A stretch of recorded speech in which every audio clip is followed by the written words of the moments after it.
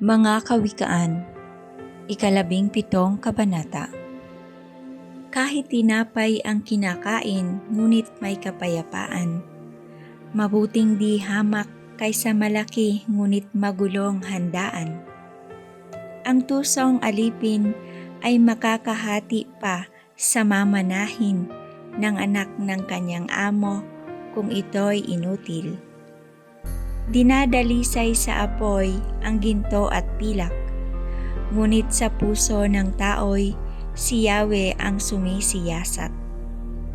Ang taong masama ay nakikinig sa payo ng masama, at ang sinungaling ay sumusunod sa baluktot na dila.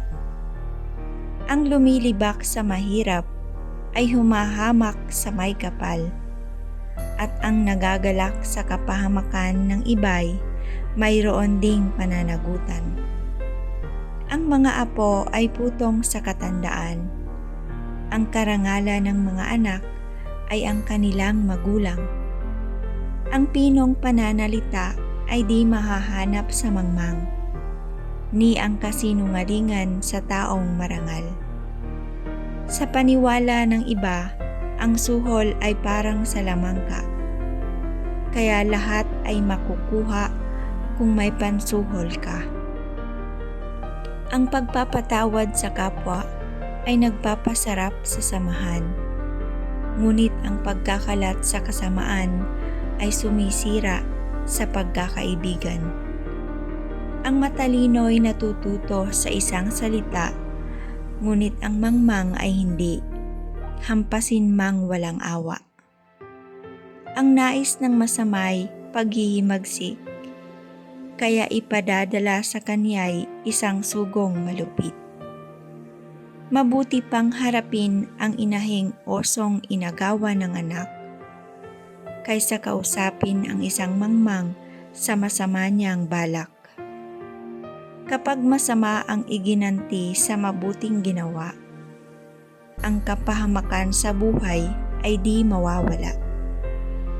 Ang simula ng kaguluhay parang butas sa isang dike na dapat ay sarahan bago ito lumaki.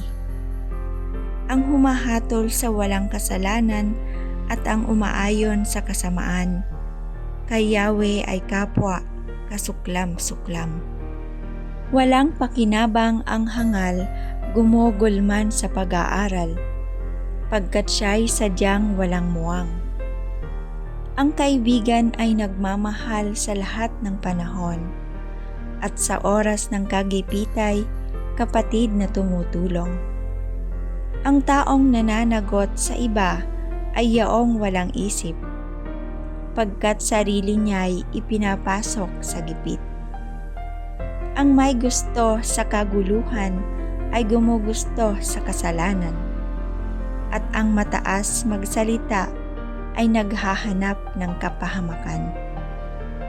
Ang masamang isipan ay hindi uunlad, ang sinungaling ay aabot sa kasawiang palad.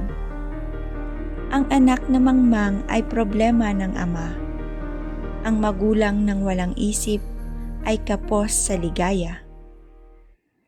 Ang pagkamasayahin ay mabuti sa katawan, at ang malungkuti unti-unting namamatay. Ang taong masama ay tumatanggap ng suhol upang ang daan ng katarungan ay hindi matunton. Kaalaman ang pangarap ng taong may unawa, ngunit ang isip ng mangmang ay pagala-gala. Ang hangal na anak ay problema ng kanyang ama, at pabigat sa damdamin ng kanyang ina. Ang pagpaparusa sa matuwid ay hindi mainam, at di tamang pahirapan ang taong marangal. Nagtataglay ng kaalaman ang maingat magsalita. Ang mahinahon ay taong may pagkaunawa.